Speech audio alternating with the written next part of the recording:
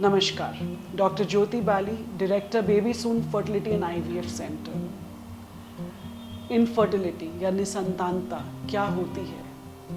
अगर आप एक यंग कपल हैं, 30 से कम की उम्र है, 1 साल तक आप ट्राई कर चुके हैं बिना किसी गर्भ निरोधक के, 1 साल के ट्रायल के बाद अगर प्रेगनेंसी नहीं हो रही है तो सिंपल टेस्ट्स एक डॉक्टर की सलाह बनती है।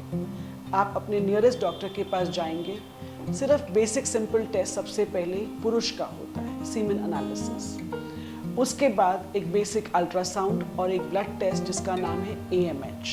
AMH का मतलब है एंटी मुलेरियन हार्मोन, और एक पेल्विक अल्ट्रासाउंड जिसमें यूट्रस और ओवरीज फीमेल के लिए देखी जाती हैं, और एक सीमेन एनालिसिस पुरुष के लिए किया जाता है। सबसे पहले सीमेन सैंपल किया जाता है क्योंकि सारे रिजल्ट्स सीमेन एनालिसिस के रिजल्ट्स के ऊपर निर्भर करता है क्या आपको ट्रीटमेंट एडवाइस किया जाएगा।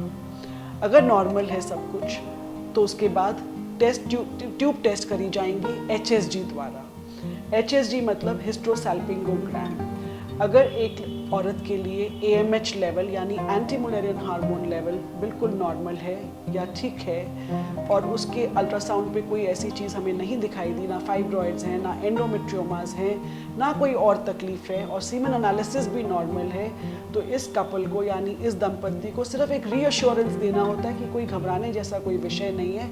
आप इंतज़ार भी कर सकते हैं या बेसिक थोड़ा सा कुछ ट्रीटमेंट ले सकते हैं जिसमें अंडा टाइम पे बने, अल्ट्रासाउंड पे चेक कर लिया जाए, जिसे हम कहते हैं ओव्यूलेशन इंडक्शन। और जब अंडा बन जाए तो इसे रप्चर करने के लिए एक इंजेक्शन देके टाइमिंग बताया जा सकता है उस दंपति को कि कब ट्राई किया जाए प्रेगनेंसी के लिए। और फिर आप कुछ सपोर्ट दे सकते हैं, ल्यूटियल फेज सपोर्ट जिसे हम कहते हैं, हार्मोन्स द्वारा, टैबलेट्स के हार्मोन्स, जिससे ये प्रेगनेंसी होने का चांस बढ़ा दे। और हो सकता है आपको सिर्फ वेट करने के लिए या इंतज़ार करने के लिए कहा जाए और घबराने की कोई विषय ना हो।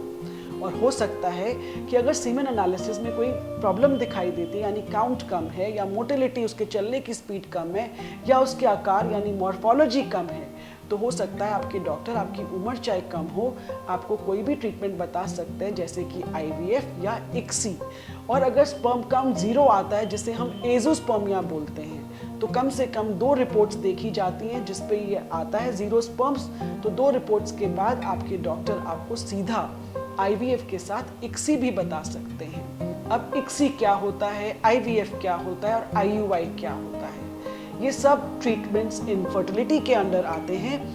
अगर हम IUI की बात करते हैं तो IUI का मतलब बड़े सिंपल सरल शब्दों में अगर मैं बताऊं तो इसका मतलब होता है इंट्रा यूट्राइन इंसेमिनेशन, यानी यूट्रस के अंदर वीर्य को प्रिपेयर करके लैब में धोकर वॉश करके उसे प्योरेस्ट फॉर्म में हम अच्छे से अच्छे सैंपल को यहाँ तक डाल देंगे। नॉर्मली सीमेन सैंपल वजाइना में होता है, औरत के संबंध बनाने के बाद वो खुद कीटाणु जो हैं वो ऊपर चल के जाते हैं और ट्यूब में जाके अंडे को मिलते हैं फर्टिलाइज करने के लिए। लेकिन IUI में हमने अंडा मॉनिटर किया होता है अल्ट्रासाउंड पे, ओवरी में हमें दिखाई देता है फॉलिकल, उसके अंदर अंडा होता है।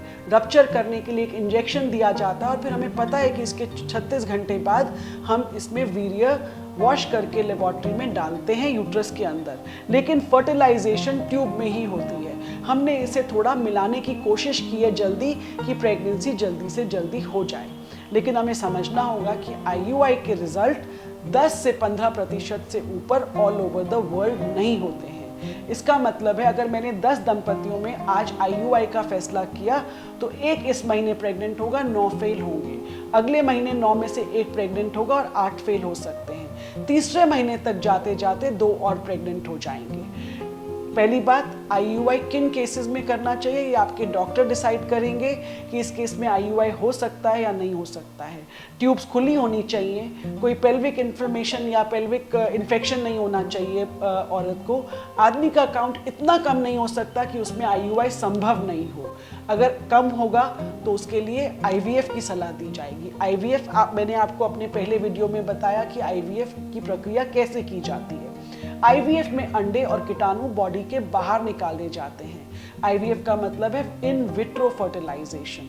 विट्रो का मतलब बॉडी के बाहर, यानी अंडे भी ओवरी से बाहर लिए जाते हैं 10 से 12 दिन के इंजेक्शन के बाद, और स्पर्म भी बाहर लेके आईवीएफ लैब में फर्टिलाइज करके कल्चर करके भ्रूण बनाया जाता है और फिर बच्चेदानी में यहाँ तक रख दिया जाता है। इसको बोलते हैं आईवीएफ। अब इक्सी आईवीएफ का ही हिस्सा होता है। जिन पुरुषों में मान लीजिए एजोस्पर्मिया है यानी जीरो स्पर्म्स है, उसमें हम क्या करेंगे, स्पर्म हमें इजैक्यूलेट में नहीं मिलेगा तो हमें उनकी गोटी से यानी टेस्टिस से निकालना पड़ेगा सुई द्वारा। अगर वो ऑब्स्ट्रक्टिव है तो जल्दी मिल जाएगा, नॉन ऑब्स्ट्रक्टिव एजोस्पर्मिया है तो हो सकता है हमें थोड़ी कठिनाई आए, बट अगर अपना स्पर्म मिल जाता है ऐसे पुरुषों में जहां एजोस्पर्मिया यानी जीरो स्पर्म का डायग्नोसिस है, तो उसमें जहां बहुत कम स्पर्म्स मिलते हैं 4 या 5 या 8-10 स्पर्म्स, उनको एक एक अंडे के साथ मशीन द्वारा अंडे के अंदर तक डाल दिया जाता है। आईवीएफ में हम अंडे के बाहर तक छोड़ देते हैं, अपने आप स्पर्म एक स्पर्म अंदर जाता है, लेकिन इक्सी में कम स्पर्म्स हैं हमारे पास तो हम एक एक स्पर्म को एक एक अंडे के अंदर डालते हैं। इस प्रक्रिया को इक्सी बोलते हैं। ये आईवीएफ का ही पूरा हिस्सा है। टेक्निकली प्रोसीजर सेम रहता है मरीज के लिए अंडे बाहर लेने का।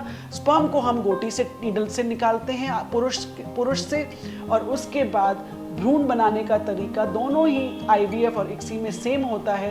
भ्रूण बनाने के बाद बच्चेदानी में ट्रांसफर का तरीका भी सेम होता है। तो आईयूआई, आईवीएफ और इक्सी तीनों ही ट्रीटमेंट्स सरल ट्रीटमेंट्स हैं। इनको समझने की ज़रूरत है कि आपके केस में आपके डॉक्टर ने आपको क्या समझाया है, और ये आसानी से किए जा सकते हैं और आप माता पिता बनने का सुख प्राप्त कर सकते हैं। वो लोग भी प्राप्त कर सकते हैं जिन्हें जीरो स्पर्म का डायग्नोसिस यानी एजोस्पर्मिया कहा गया है। आईवीएफ के बहुत सारे कारण होते हैं। किसी की ट्यूब्स ब्लॉक्ड हैं, दोनों फैलोपियन ट्यूब्स में अगर ब्लॉकेज है तो आईवीएफ ही एक विकल्प बन के आता है सामने, और आसान ट्रीटमेंट है और इसमें रिजल्ट भी बहुत अच्छा रहता है।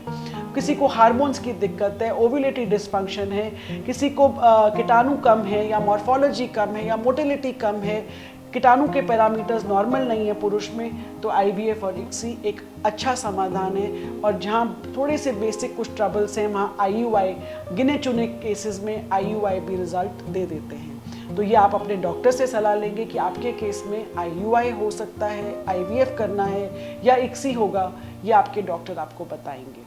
धन्यवाद।